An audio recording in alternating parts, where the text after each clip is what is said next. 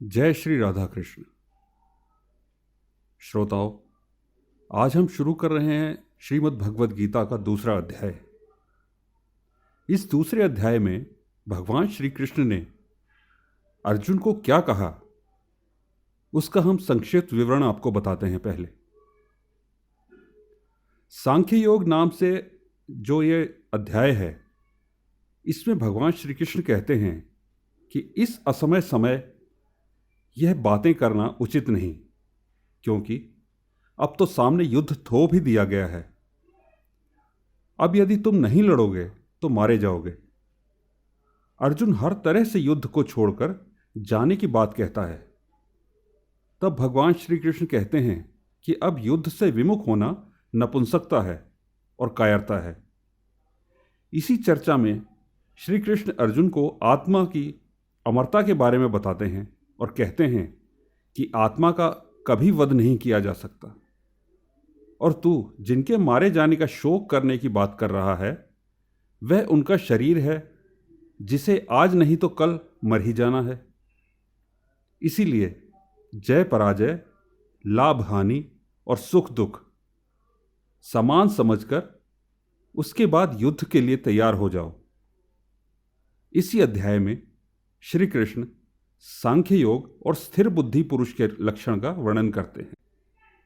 अथ द्वितीयोऽध्याय। अर्जुन के शोक का कारण। संजय उवाच तं तथा कृपयाविष्ट मश्रुपूर्णाकलेक्षणं विषीददन्तमिदं वाक्य मुवाच मधुसूदन। संजय ने कहा, इस प्रकार करुणा से अभिभूत, आंसुओं से भरे हुए व्याकुल नेत्रों वाले शोकग्रस्त अर्जुन को देखकर मधुसूदन श्री कृष्ण ने यह शब्द कहे। श्री भगवानुवाच कुतस्त्वाकश्मलमिदं विषमे समुपस्थितम् अनार्यजुष्टमस्वर्ग्य मकीर्तिकरम् अर्जुन। श्री भगवान ने कहा, हे अर्जुन, इस विपरीत स्थिति पर तेरे मन में यह अज्ञान कैसे उत्पन्न हुआ? ना तो इसका जीवन के मूल्यों को जानने वाले मनुष्यों द्वारा आचरण किया गया है, और ना ही इससे स्वर्ग की ओर, ना ही यश की प्राप्ति होती है। क्लैव्यम आस्मगमः पार्थ नैतत्त्वय्युपपद्यते क्षुद्रम हृदय दौर्बल्यम त्यक्त्वा तोत्तिष्ठ परन्तप। इसलिए हे अर्जुन, तू नपुंसकता को प्राप्त मत हो, यह तुझे शोभा नहीं देता। हे शत्रुओं के दमन करता, हृदय की तुच्छ दुर्बलता को त्याग कर युद्ध के लिए खड़ा हो।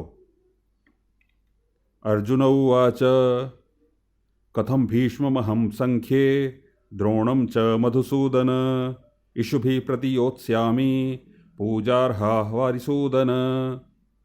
अर्जुन ने कहा, हे मधुसूदन, हे शत्रुहंता, मैं युद्धभूमि में किस प्रकार भीष्म पितामह और द्रोणाचार्य जैसे पूजनीय व्यक्तियों पर बाण कैसे चलाऊंगा?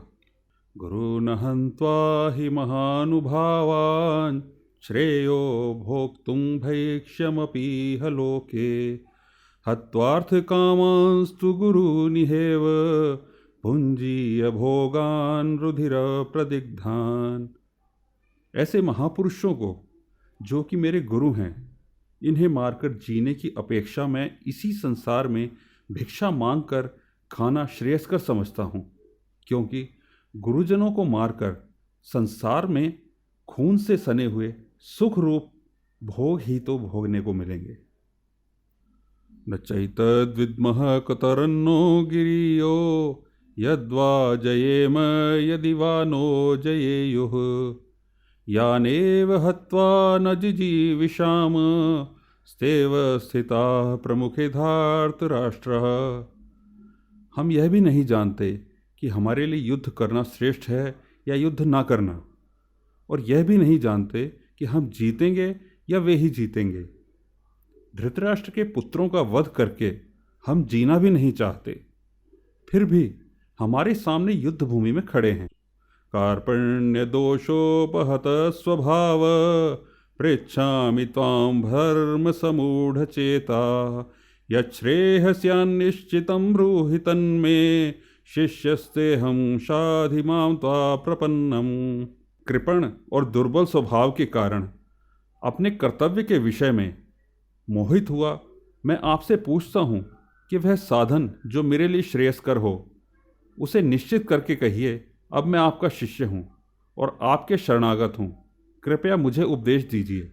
नहीं प्रपश्यामि ममापनुद्याद्यच्छोकमुच्छोषणमिन्द्रियाणाम् अवाप्य भूमा वसपत्रमृद्धं राज्यं सुराणामपि चाधिपत्यम।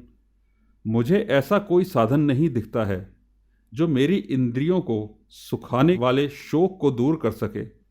स्वर्ग में धन धान्य संपन्न देवताओं के सर्वोच्च इंद्र पद और पृथ्वी पर निष्कंटक राज्य को प्राप्त करके भी मैं उस उपाय को नहीं देखता हूँ। संजय उवाच एवमुक्त्वा ऋषिकेशं गुडाकेश परन्तप नयोत्स्य इति गोविंद मुक्त्वा तूष्णीं बभूवः। संजय ने कहा, हे राजन, निद्रा को जीतने वाला अर्जुन ने इंद्रियों के स्वामी श्री कृष्ण से कहा, हे गोविंद, मैं युद्ध नहीं करूँगा, और चुप हो गया।